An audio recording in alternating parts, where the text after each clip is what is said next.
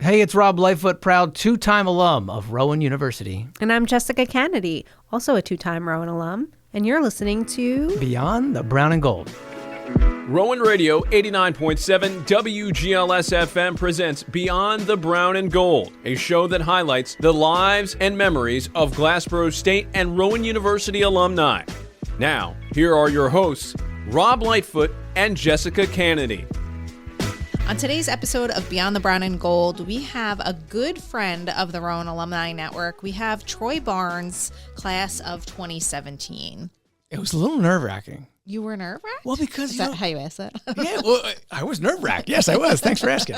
No, because, the family connections, you want to be good, you want to be on I know. I hope Penny feels like we did Troi well. That's all I kept thinking about was Penny. Troi was excellent. She's the director of media relations at the NAACP Legal Defense Fund. She majored in public relations here at Rowan. She's also one of our committee leads, our homecoming committee leads for the Rowan Black Alumni Network. So we love Troi. We got to hear all about how she got involved. She's got a strong family history with the university and an amazing career, a busy time for her to be doing the work that she's doing with the Legal Defense Fund.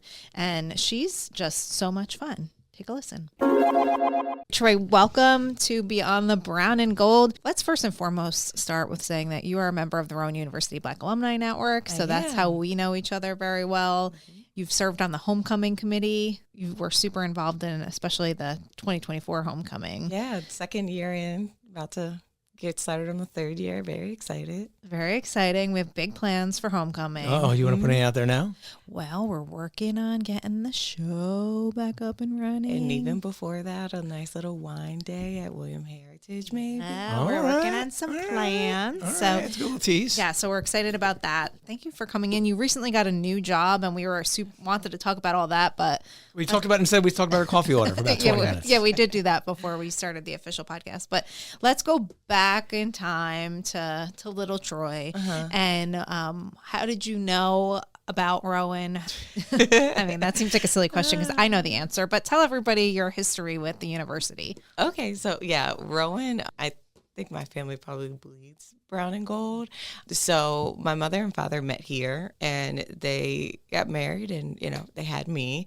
And then my mother is a part of Alpha Kappa Alpha Sorority Incorporated Lambda Rho chapter. So I was always around people who were affiliated with Rowan, went to Rowan, were a part of the sorority.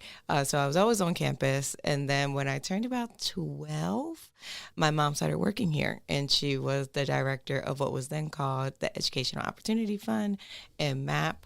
So every summer since I was from 12 to 18, PCI, which is Pre-College Summer Institute, was my summer camp. So I also looked more mature than I did when I did not look like a 12-year-old, or I didn't look 16. Yeah. So I moonlighted as like one of the staff members. So I would run errands for Michael Whiting or Mr. Royo, or just do small things, small admin things, nothing that was really in charge of stuff, but I was just around. So it was my brother. And so I had the opportunity to meet a lot of folks that came in before me.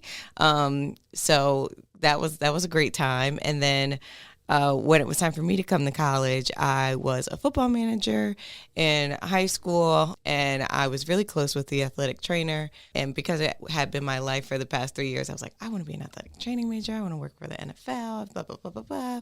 So I started as an athletic training. Well, I went through PCI because it was an invaluable experience, and I had actually go through it this time. To actually go through it. Not just experience it. So the staff acted like they didn't know me, and it was I was like, why can't I talk to these people? The reveal came out that my mom was my mom at the end of the program, and people were like, you liar, but we love you, so it was fine. But yeah, so I thought I was going to be an athletic trainer. I was dedicated and ready to, get into research. I started doing CTE research with one of the professors and was having a great time. And then sophomore year, I came to the class of the professor I was doing research for, and he said, okay, class, before we end, everyone needs to learn all of the bones in the foot by next class. This was Tuesday and that was Thursday. And I said, oh, no, oh heck no. And so so I was like, okay, let me go to There's a lot of bones in the foot, right? change my major because I like it, but I don't think this is fit for me. And I also looked at like, what is the, success rate for an athletic trainers getting into the NFL? What's the salary? What's the time commitment? And I was like, oh, I'm not going to have a life at all. I was like, this probably isn't going to work for me. So I was like, okay, I've always teetered with the idea of communications and public relations because I'm just naturally nosy. I grew up listening to Wendy Williams when I wasn't supposed to. Again, sorry, Mom. I didn't watch, SpongeBob. I watched Well, that's worse, I think, almost. I think SpongeBob's SpongeBob's worse than Wendy Williams? Yeah, SpongeBob's not appropriate. I feel like my kids sometimes are like, we're not watching this. I used to listen to the Wendy Williams radio show back in the day. Not the TV show, but the radio show. Yeah. That was fun driving home from my old job. Yeah. So I used to listen to that before she got home from work. And I used to watch reality TV. So I was very tapped into pop culture. And I learned that people in public relations, had something to do with that, but they weren't the folks in the limelight. So I switched my major to public relations and I never looked back. I absolutely loved it.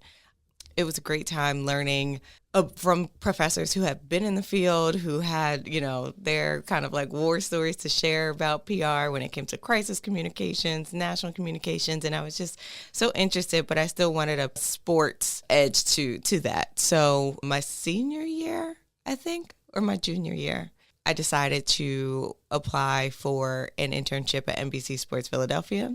And I took that internship and acted like it was my job and had a blast. Did, right?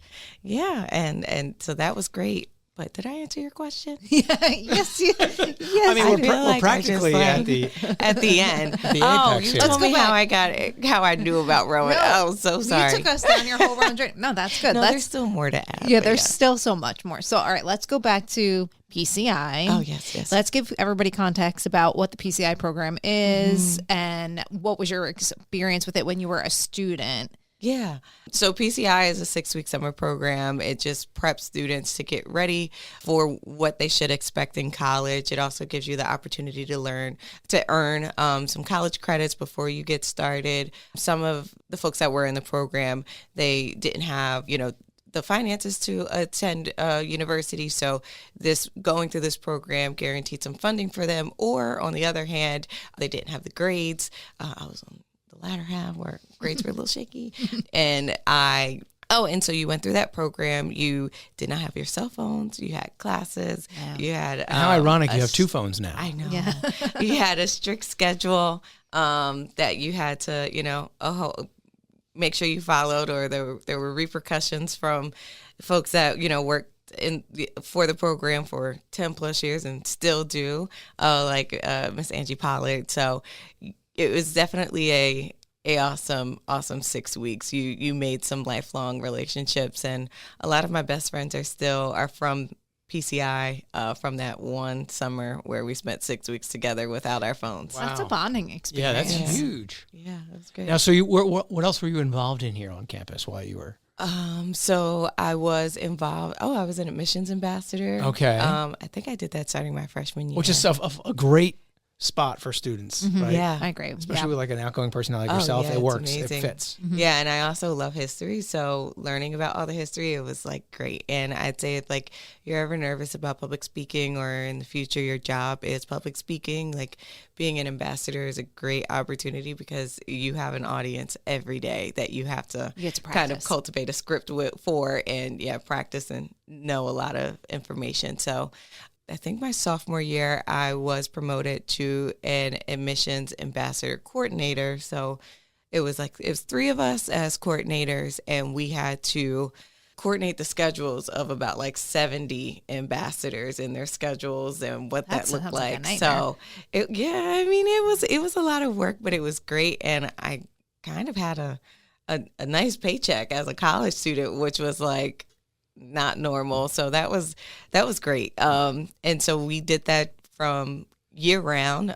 During the summer time, I was still working and setting up tours for folks. And then also my sorority. I also joined Alpha Kappa Alpha Sorority Incorporated Lambda Rho chapter here. Were you like a shoe-in because or did you have a choice? all your moms and I can tell. You can tell. I did tell us have a now. choice, but they didn't make it easy. I call them my AKA aunties. They treated me just like everyone else. So I had to make sure everything was in top tip shape.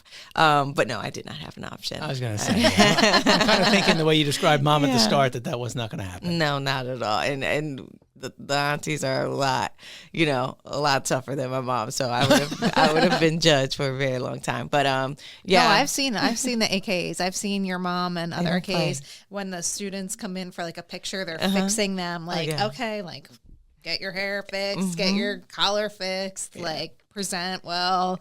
Yeah, it's serious to be an AKA. Meanwhile, Jess and I were at the radio station here, and nobody cared about us. What we look like, because we're behind the scenes. They're kind of like, aren't these schlubs? Just get behind the mic. Nobody's pretty looking much. at you. And that was why we wore sweatpants. Yeah. All of those things. Probably not acceptable. Our group AKA photos here. now we have to look like put together, but that's only first. Oh yeah, no, and if I told my mom I took my earrings off right now, she would be mortified. But yeah, she just did it because she has headphones on. It's a lot. It's a lot to have earrings and headphones on. So I'll give her a break, Dr. Myers. But yeah, I was the president of my chapter in 2016, 2017. So that was a great time too. Yeah.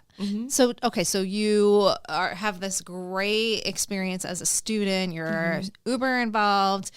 Professors, any standout professors from the academic side of things? Faculty, yes. Folks in the EOF office, like whenever you needed, you could just stop by, and it was always so welcoming. So, I mean, he gets on my nerves to this day. But Michael Whiting, great human, Miss Arroyo, Jamar Morton, who is my actual counselor, Lagur, Trisha Switzer, everyone in that They're office. all still here, which is like amazing. Yeah. They're amazing. I would say Julie Peterson, she was absolutely amazing. We always have this joke that if she sees you just like walking and not doing something, she's going to give you a task. So we always be like, oh, hey, put your head down or quick pivot. But no, she's amazing and a great connector. Those are the people that come top of mind. So when you graduated, did you know what you were going to do next? Did you have something set up? No. So that was like stressful. Like, oh my gosh, what am I going to do? I'm supposed to like have a job. So I interned for NBC while I was here. And then when I left, I started working at the Nike factory in the Gloucester outlets. And I love that because I got a hefty discount. But I was like, okay, this is not the end point. I took internships, free internships. So I always tell people don't stray away from free because you never know where it'll take you. So I interned for Patty Jackson at WDAS FM for about a year, where she has a segment called 411. So I would be sending her like 411, segments like, oh, this is like the roundup of what's happened this week. She never asked for them, and she always had her finger on the pulse, but I kind of just made myself a resource. Yeah, a resource for her. So, I would go into the studio twice a week and, would just observe and learn, and I would meet celebrities. I met like the cast of Snowfall before Snowfall was a thing, and I met John Singleton, and I was like, what the heck? The Marlon, the Wayans brothers. It just was a great opportunity for me to be in a space where, you have to observe how other people are in an industry like media and music to learn how to maneuver in it. So she was a great person there, and she hosts a concert every summer, I think it's on Wednesdays. And so at the Dell, so I would go with her and capture social media. So I got to meet like Fantasia and the OJs and the Whispers. And so I have a very deep love of oldies R&B music from her. And she taught me a lot. And then from that, I was like, all right, Miss Patty, it's time for me to it's time for me to move on from all this free work I'm doing. Well, it didn't end, but she recommended me to a woman named Brandy, who was a great connector in Philly, and she connected me with Sky Blue Media, which was a boutique agency and boutique PR and marketing agency. And so I interned for them for about like 4 or 5 months, and that was great. It was free. It was grueling, but I learned a lot. And then NBC called me back, and they asked me to work for them full time as admin.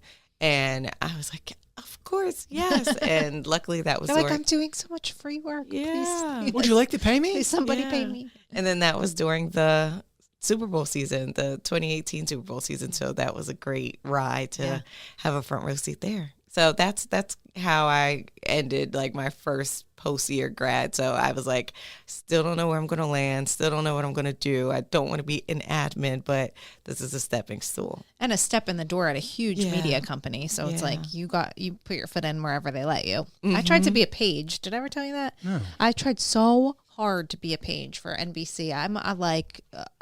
Maybe I didn't try as hard as I would try now, but I thought I tried pretty hard to be a page, and I could not get my foot in the door at NBC. Really? Nope. I tried so hard. So kudos to you, Troi. Yeah, I actually interned there as well. It was a good time. We got to watch all the sporting events. So if you were into sports, it was just watch as many baseball games you can, log them, and get it out. I forgot one person. She was also in the EOF office as an administrative assistant. Her name was Patty.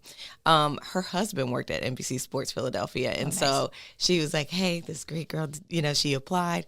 So he in turn was able to speak to HR. So again, about making the connections and cultivating the relationships, because that's really how I've been able to elevate in my career is with those relationships. So you definitely have to talk to people and network, because a lot of the PR industry and comms industry is who you know. And I actually, So from to getting to Patty Jackson was because of Melanie Burney, who is a Rowan legend. She is the Ruban legend too, yeah. Yeah, the Ruban legend. So she reached out to her and said, hey, can she come and sit in the studio with you for a day? And a day turned into a year. So all of my opportunities have come from great connections. I love that. I didn't know Melanie made that connection for you. But it's great. It's a great story to tell, because some folks would discount that. Yeah. Some folks would say, I'm not taking that opportunity, free internship. Or don't take advantage. People, we hear this a lot from our alums that come on the show, that they offer a lot of current students or, people that they come in contact with, reach out to me, connect with me afterwards. And they say, often we hear people don't follow through on that, they don't take that opportunity, which is such a shame, because same for me, my first job out of Rowan here was because of somebody that I kind of knew through the radio station here. So, it's like, was it my job that I wanted to be at forever? No, but it was great experience that led me to this job, which I love. So it is really about making those connections and just proving that you're somebody that can handle themselves. But you also learn many hats, right, in that way. Exactly. And that's, so you can wear so many hats in that way and get those skills that maybe some other folks didn't have. Right. So now you do the Super Bowl season. You're all sports and geeked up in the comm world, right? And then what's next? Yeah. So they don't go back to the Super Bowl. Well, we can finish that story. I was there for about, I think, 8 months, and I was loving it. It was great. It was an easy job to have. Like you said, I love that job because I had so many perks. I would get loaded tickets, so $40 on a ticket to go to a Sixers game and sit in a box, so I wouldn't have to pay for anything. I would use my badge to go into the Wells Fargo parking lot, and so it was great. I was comfy. Yeah. But Sky Blue Media called me back. Oh. Or they called me. I wasn't even thinking. They called me and they said, hey, do you want to work for us? And I was like, yeah. So Sky Blue Media has worked with amazing clients as a boutique agency. It's amazing for them to be able to share the Rolodex that they have. So I started working for them as a PR, I think it's coordinator, but I wasn't an account manager and account assistant at all yet. Account coordinator, that's what I was. I did a lot of the grunt work, building out the media list, not making a lot of money either. So, so building that out, and what else did I do? Made pitches and learned how to really cultivate how to write for PR. Again, a lot more of observing, figuring out how people work with clients, how you gain the trust of clients to be able to, clients have to trust you to tell their story properly to media. And so it takes a lot of trust. For kids maybe who are listening to this, how do you build that trust? How you build that trust is you provide them with good ideas. You listen to what their desires are for how they want their narrative to be shaped in media. You have a finger on the pulse of what is happening in culture or in their said industry. And then you also, on the other hand, cultivate relationships with the people of the media, the reporters, the producers, and things of that sort, and say, to a point where you can say, hey, I have this person who does this, this, and that. Would you be interested in talking to them? Or I have this media angle and this person's an expert, can you talk to them about that? So with Angie, that's next. So with Sky Blue, I worked there I was in that position for about a year, and then I was promoted to an account manager or junior account manager. And then that's when the fun happened. I call it PR boot camp because I learned every faction of like PR and comms because we were a small but mighty team. So I was like a video producer. I was doing PR. I was doing, marketing, branding, all that jazz. And that's when I worked with Serena Williams for her fashion line. So I flew down to Miami and cool. We, it was like amazing. Were you like, what am I doing? What am I doing here? Yeah. So I was the person tasked with getting everyone coffee, and I did with a smile, right? Yes, exactly. So I asked everybody for their coffee orders. I'm like, excuse me, Serena, how would you like your coffee? Did she drink coffee? That's fine. What is Serena Williams' coffee order? Do you remember? I can't remember, but she was just like, this is the coffee I wanted. So, and I'm sorry to brag, but I also buy Venus Williams plant-based protein. Oh, okay. So we're very similar. Very similar. But so it was a 2-day shoot. So on day 2, I didn't ask anyone what their coffee order was because I already had it. So when I just showed up with her with the coffee and I was like, here you go. She was like, oh, I'm a little impressed. And I was like, I do it again.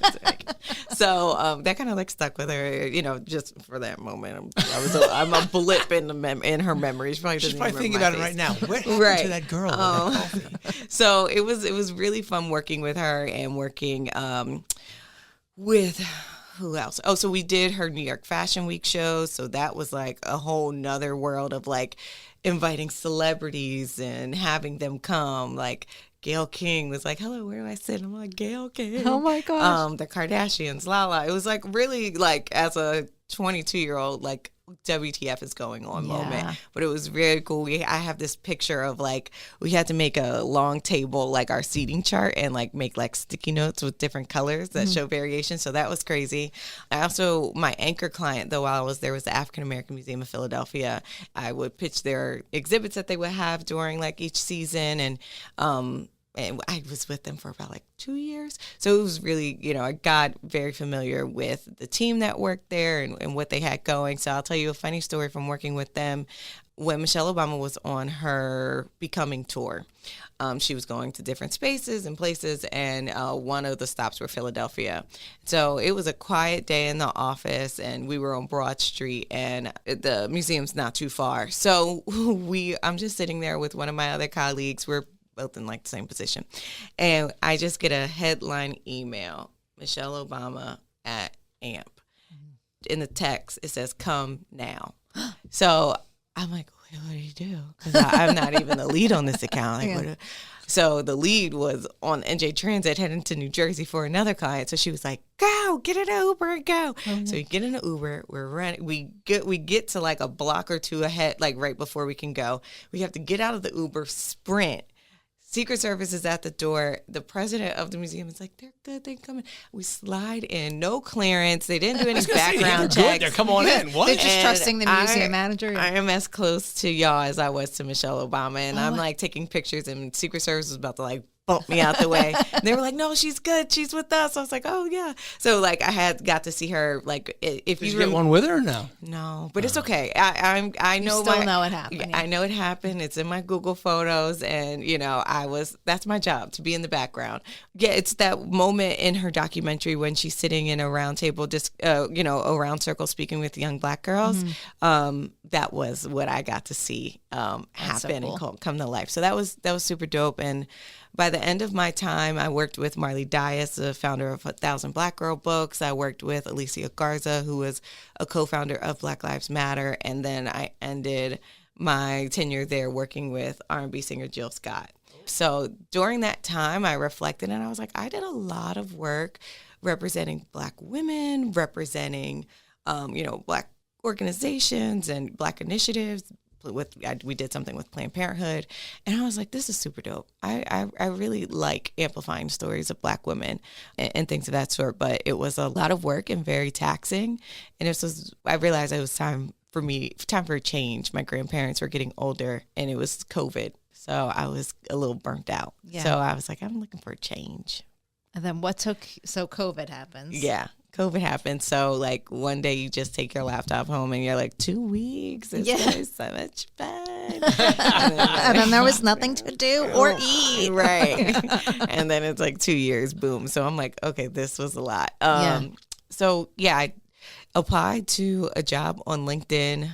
So did you not have a job when you left the... Oh, I didn't leave. No. I don't leave a job before I have a job. I was like, wow, because that would have been a terrible time to leave a job. Because, No. I always have to have my money. I just was scrolling on LinkedIn and I saw the job A&G and I was like, I've never heard of these people.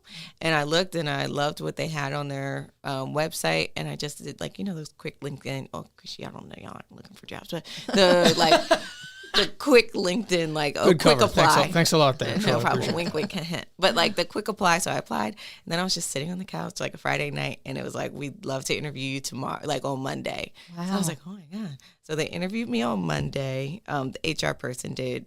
I had another interview on Tuesday with the EVP of PR.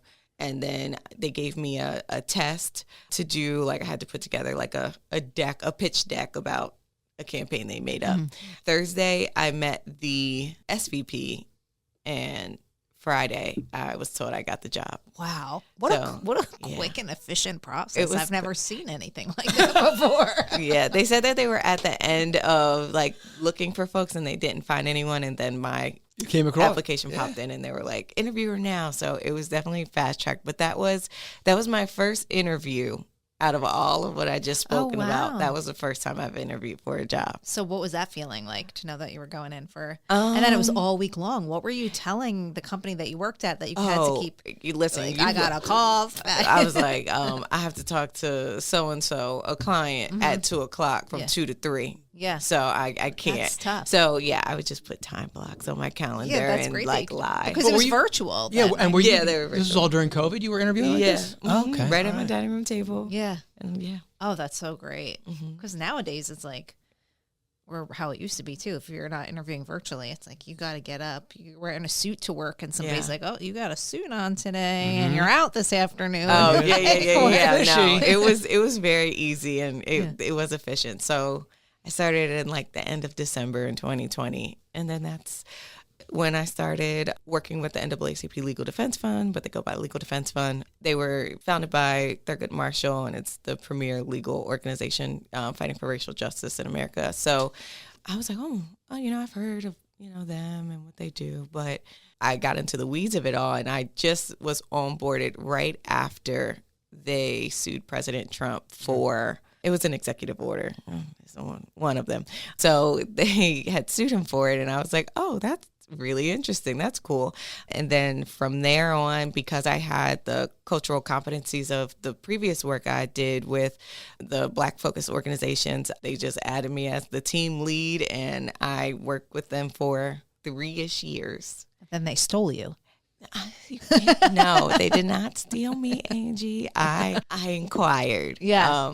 Yeah. Please take me over. Just a little bit. Okay, so you started that position when? Was that the fall that you started the Legal Defense Fund? Yeah, I started this November. So in the middle of starting at LDF, I'll just give a quicker overview. But I was leading on a lot of their communication outside of legal cases. So it was promoting their brand awareness and getting so NAACP and the Legal Defense Fund are two completely different organizations. They were founded together. NAACP was initially founded, and the LDF came with Thurgood Marshall. He founded that under the NAACP name in 1940, and then in 1953 they parted ways, but both orgs kept NAACP within the name. Okay. It was, separating them from everyone assuming that they were, an organization or a branch of them when they, stood independently. And this is when Sherilyn Eiffel was their president and director counsel. So I was like, oh, I know her. That's a really famous person. I did their Supreme Court cases. So the affirmative action case that happened about 2 years ago, I led on communications for shifting the narrative from it being about, a one specific subset racial group that was, being targeted when that wasn't the case, to it was a lot of like parents and older folks speaking about, oh, we have to do away with affirmative action, to switching it to the Harvard students. It was Harvard v. SFFA, to them speaking about their experience and why they wanted to keep, affirmative action in place and how it has benefited them, especially at an Ivy League that, their racial demographic has been a little, strained and different. Scared to say diversity now? I think the word is diverse. Are we still? Can we still be saying that? Yes, we can say. I mean, yes. I do, because I believe it's very important. I led on communications for that. That was great. We knocked it out of the park with, media on that end with shifting the narrative. So now every time you Google affirmative action, you'll see people in baby blue shirts and students rather than adults speaking from that point of view. So I call that a success in narrative shifting. We moved on. Unfortunately, that we did not win that decision, but we persist.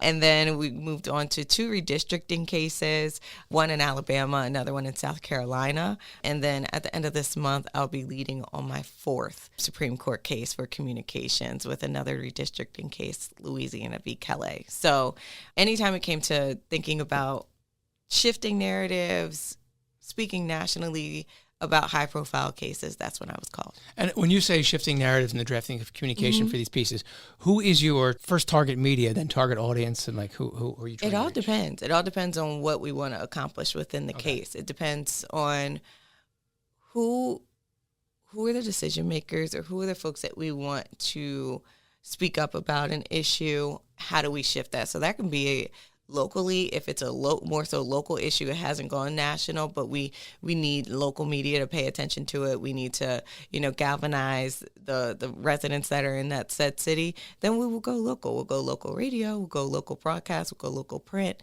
Now, if it's like a national story, then we'll reach out to, the New York Times. We'll reach out to Washington Post. We'll connect with TV, like we've done ABC, we've done CBS This Morning. So it truly all depends on, what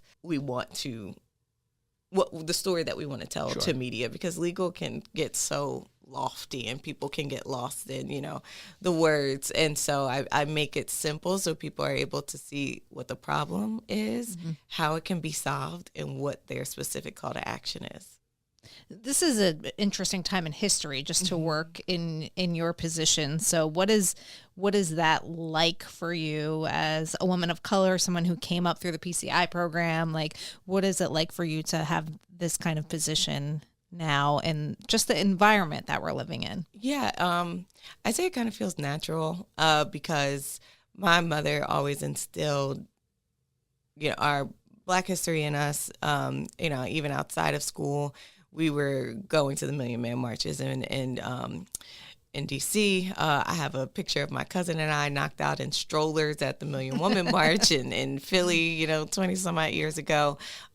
Museums, so I've just been enmeshed in Black history and Black culture, and wanting to always be on the right side of history. And the folks that I've represented even before LDF were those folks as well. So it felt natural. And then also seeing my mom do the work that she has done here at Rowan with providing great opportunities for Black and brown students, making this, university more inclusive than it already has been, was, something that I didn't know influenced me as much as it did. So it all feels natural and it feels good. And it's fun to be able to say, oh, I worked on that. Like, it's got to be fulfilling, right? For a career. Yeah. I mean, who gets to say, when Nicole Hannah-Jones had her issues with UNC, that she was a client of LDF, and I was able to send an email to Gayle King's producer and say, hey, do you want to have a one-on-one with Nicole Hannah-Jones and break the news that she's going to Howard? And they were like,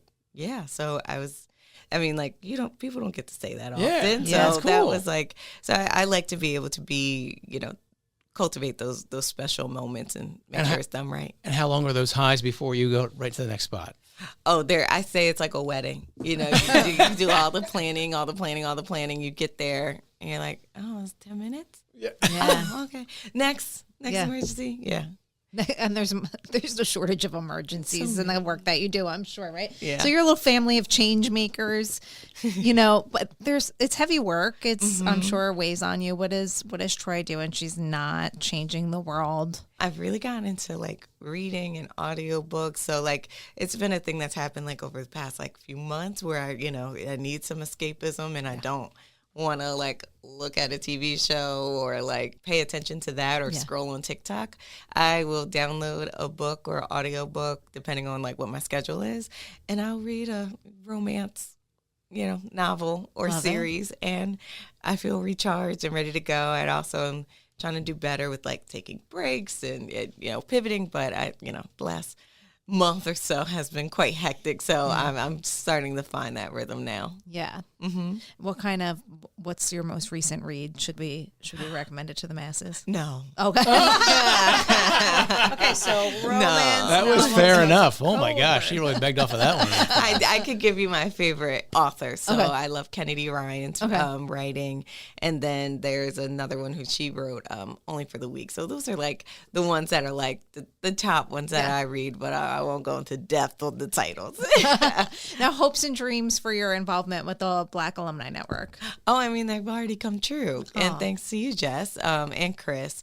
You guys kind of given us like a blank canvas, and we say like, look, this is our idea. Like, can we make it happen? And you're like, sure, let's figure it out. Let's figure it out. And every time you figure it out and you're like, okay, this is what we can do. We have this option or that option. So I think seeing what happened last year, Dean Jones, like we saw that there was a spot that needed to be filled because we saw that there are an amazing group of Ruban team members that have started Ruban and kept it afloat. And when my mom forced me to join, which she often does, I was like, girl, what are you talking about? And then I forced my best friend to join, Kiera, and they're a dynamic duo, the two of them. My bestie. Yeah. Yes. We used to live together, so we used to join the calls together and just would be like, oh, okay, so just like one Zoom is needed. They would just be sitting next to each other. But yes, she has amazing ideas and she's lovely. Joined, and I was like, okay, Kira, you got to join so that we can actually get stuff started. And there was only one other like young face on the call, Imani, who her parents also made her join. So, it was like, all right, how do we get more young people involved? And we thought it'd be perfect with honoring Dean Jones, who is so impactful to so many people from even before I would say like the 2010s. If you were here in the 2010s, you knew Dean Jones, you knew who he was. He was so bright and amazing, and I'm not going to talk about him too much more because I'm going to get emotional.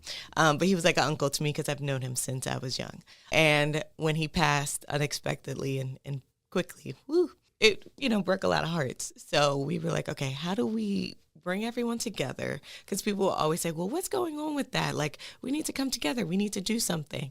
And we were like, why don't we honor him while also honoring the others that we lost? Because for the past 2 years, we've just had a lot of losses within the Rowan Black community, and sudden, like not, something that people saw coming, and a lot of young people. So we took that opportunity by figuring out what day will work best in homecoming season. Like, Sunday's taken, by the alumni brunch. Saturday, please. And so we were like, why don't we do a Friday welcome moment? And that was absolutely amazing I think we had like 75 tickets sold ahead of time, and then like 90 some odd people winded up coming. Wow. So everyone was like, this is amazing to see people come. And who knew the spot got an upgrade? Like, that's great. Yeah. They don't even call it that now. It's called Chubb's Lounge. Chubb's Lounge. We walked in thinking we were going to see, like Chip Payne and, what we grew up seeing. Yeah. And I was like, this is a little fancy. So it just was the perfect backdrop for an amazing night. And folks are like, we're going to tell our friends to come. Like, this is amazing. We have to keep it going. So we're excited to keep that going. And then just, people were like, we have to do more outside of just October. So that's hopefully what the wine day in the summertime will be at William Heritage, and then we'll figure out other stuff. But it's already come true.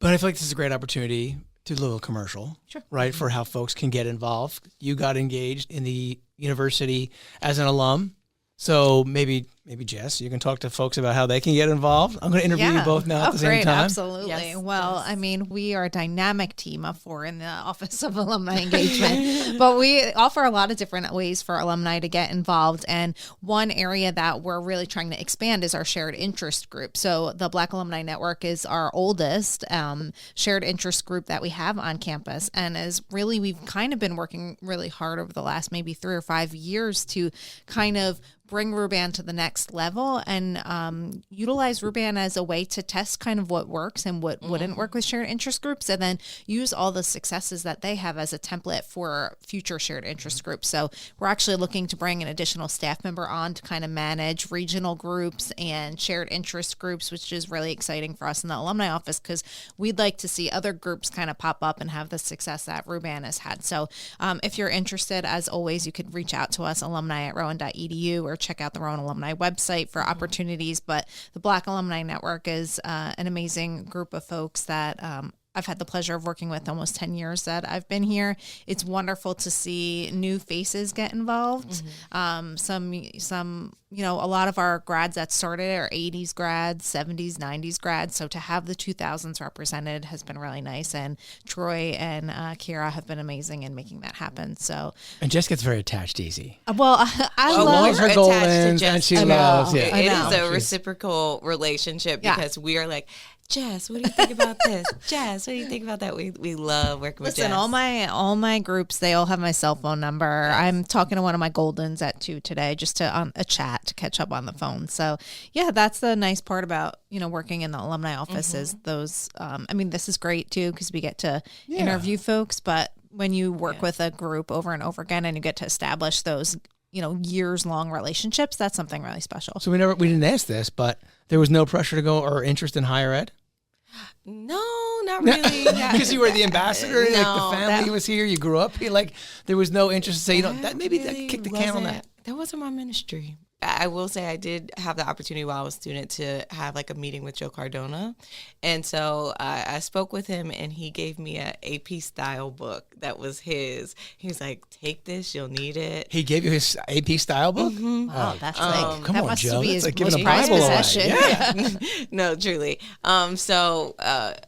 I saw it. I got a gist of it, and I was like, "Oh, okay." Oh, you know what? I knew why I didn't want to. It's all coming back. Here we go. This is how it's gonna. We're gonna put a pin in this one right here. Very, very, very, very, and it is now. Mom's listening now. Be careful. Is no slight to anyone that I'm naming, but it just wasn't my beat. My internship was here with working under Barbara Bales and Pat Quigley in the PR office, and I loved working with them, but I hated writing about engineering. I was like, no, I don't do science. I don't do math. So I was like, robots. Yeah. So I was like, it just wasn't for me. Yeah. And I always knew I wanted to work in some space of entertainment and sports. So I tried it again. That's fair. I tried it as an internship. I said, it's not my tea, and I moved on.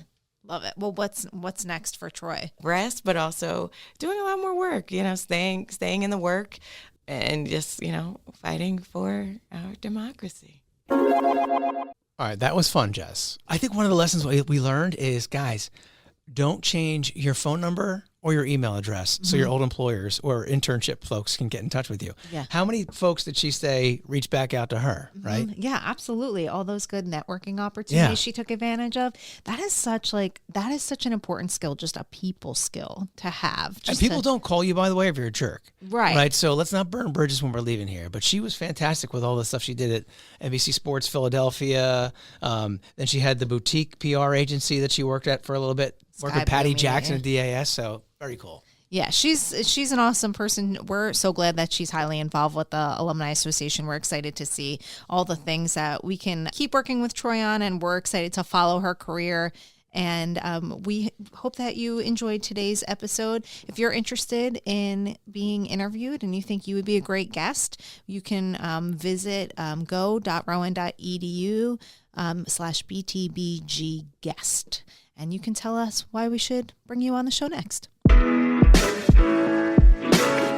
You've been listening to Beyond the Brown and Gold on Rowan Radio 89.7 WGLS FM. You can find more episodes on your favorite podcasting platforms by searching for Beyond the Brown and Gold or Rowan Radio On Demand.